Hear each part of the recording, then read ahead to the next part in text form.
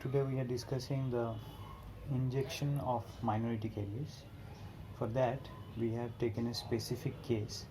In this case, in an N-type semiconductor, we are having some photons incident on this specimen, right? So with each of these photon incident, we have a electron and hole pair, right? Now we are taking the N as the equilibrium electron concentration, and it is quite high compared to the minority carrier concentration that is given as P suffix n. So now, as these photons are incident on this n-type semiconductor, we are getting the increased number of electrons as well as holes. So our electron concentration increases by delta n amount, as well as our hole concentration increases about delta p, right, by delta p. So how this extra electron and holes would then circulate in this specimen, right?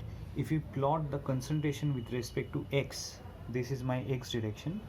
If we plot this, we would see that this extra electron and hole would then go on reduce as we increase in the x direction, right? So this delta p, you see, this is reducing, and it after after a specific distance, right, it would just drop to the equilibrium hole concentration of the n-type semiconductor, that is a minority carrier concentration. Okay, this minority carrier concentration first increases due to this incident photon, then it reduces to its equilibrium value.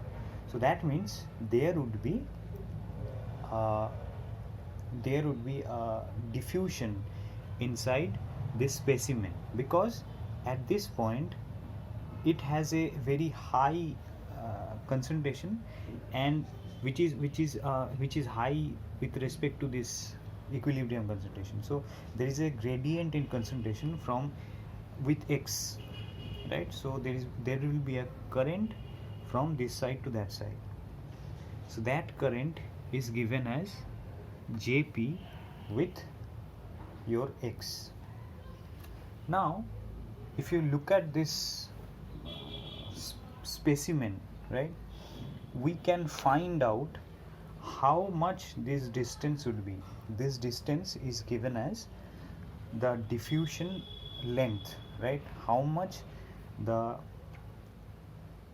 carriers, minority carriers, would diffuse from this side in a n-type semiconductor. So in a way it is giving you the distance for a minority hole to diffuse inside the n-type semiconductor, right? If we give it in an equation format, right, we would get,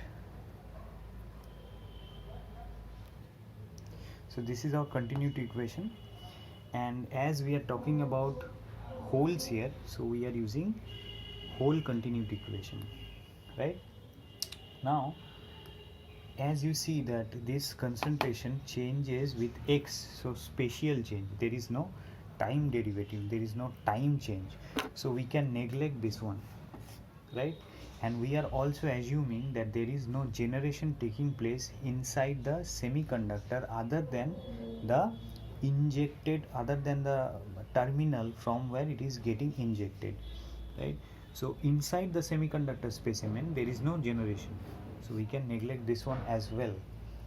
So that way our equation reduces to a very simple equation, that is 1 by q del jp del x equals to delta p by tau.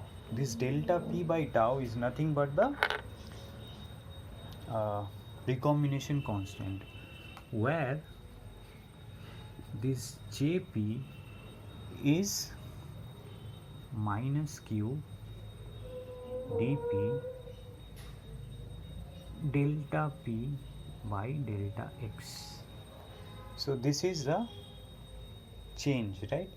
This spatial concentration gradient is giving you Jp. So this Jp is nothing but this one, right? Now if we put all the values, we are jumping some steps here, right? The final equation would look like this, because Jp is nothing but, if you put Jp here, right, whatever the value of Jp I just showed you, if you put here, it would be like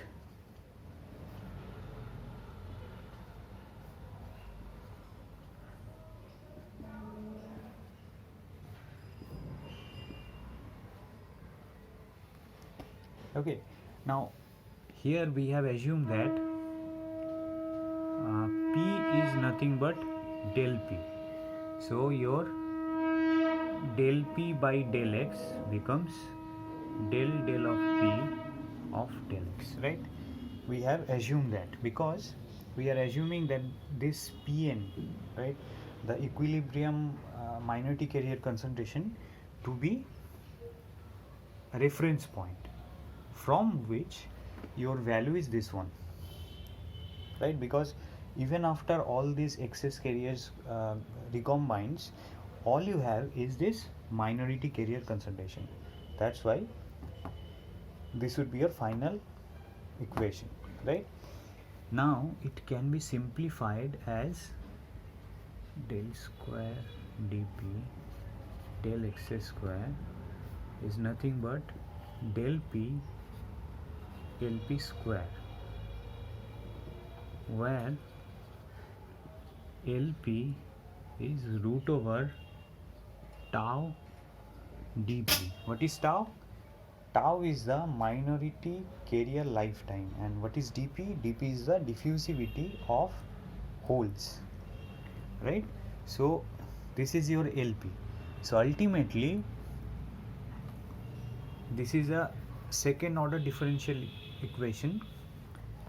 If you solve it, the result that you would get is dp as a function of x is nothing but the initial variation, that is this delta p.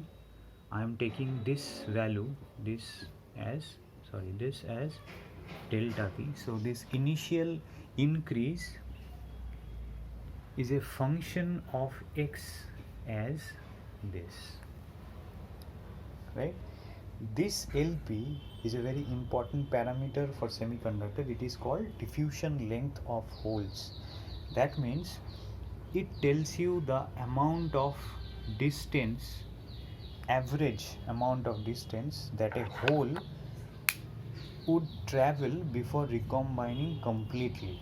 So if you go from the point of injection to LP, almost all the excess holes would then be recombined, right?